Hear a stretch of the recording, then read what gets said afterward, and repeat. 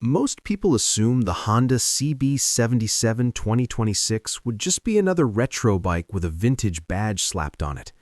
That's the first thing I questioned, and honestly, that assumption felt lazy the more I thought about it. When I started comparing what Honda has been doing lately, I noticed a pattern. They're not chasing nostalgia blindly anymore. They're reinterpreting it, sometimes quietly, sometimes in ways people completely miss. The CB77 name isn't random. It carries weight, but not the loud, aggressive kind.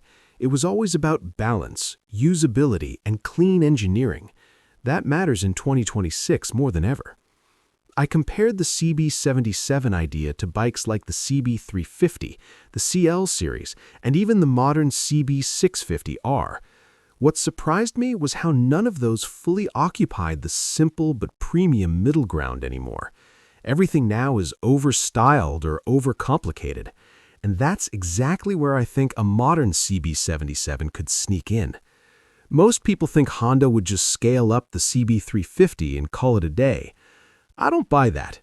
A CB77 revival only makes sense if Honda treats it as a thinking rider's bike, not an entry-level one, something you choose intentionally, not accidentally. When I imagine the 2026 CB77, I don't picture huge horsepower numbers. I picture torque that shows up early, smooth delivery, and an engine that feels calm instead of desperate.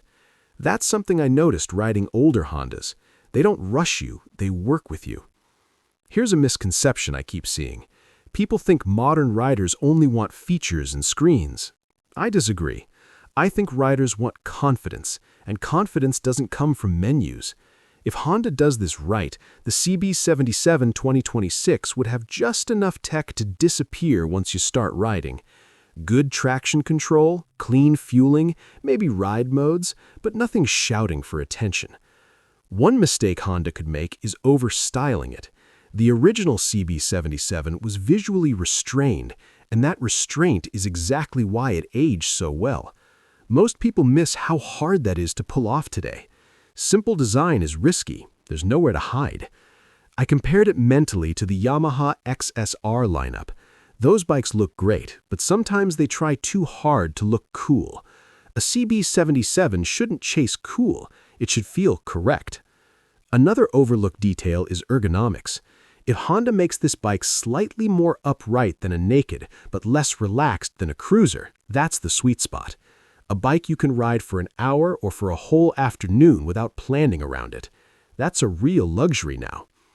I also thought about pricing, because this is where the CB77 could shine or fail. If it's priced too close to bigger CB models, it loses its identity. But if it's positioned as a refined middleweight with premium build quality, suddenly it makes sense. You're paying for feel, not numbers. Here's a practical takeaway most buyers overlook. Not every bike needs to impress you on paper. If the CB77 2026 nails throttle response, clutch feel, and balance at low speeds, it'll win riders quietly. Those are the things you notice every single ride. Another misconception is that retro bikes are only for older riders. I don't think that's true anymore. Younger riders are burned out on aggressive styling and constant updates. A calm, confident motorcycle feels refreshing now. I compared this idea to how people reacted to the GB350. At first, it was dismissed.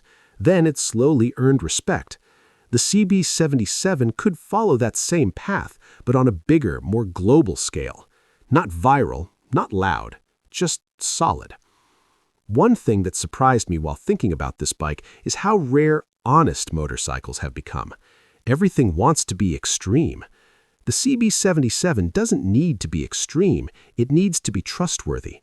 If Honda uses high-quality switchgear, smooth paint finishes, and a well-tuned suspension, riders will notice immediately, even if they can't explain why. That's the kind of bike people keep longer, the kind they don't rush to replace. I also hope Honda resists the urge to overload it with nostalgia cues. No forced chrome, no fake aging. Let the bike feel modern, but emotionally grounded. That balance is hard, but Honda knows how to do it when they care. Another practical insight, A CB77 with moderate power but excellent gearing would feel faster in real life than a more powerful bike geared poorly.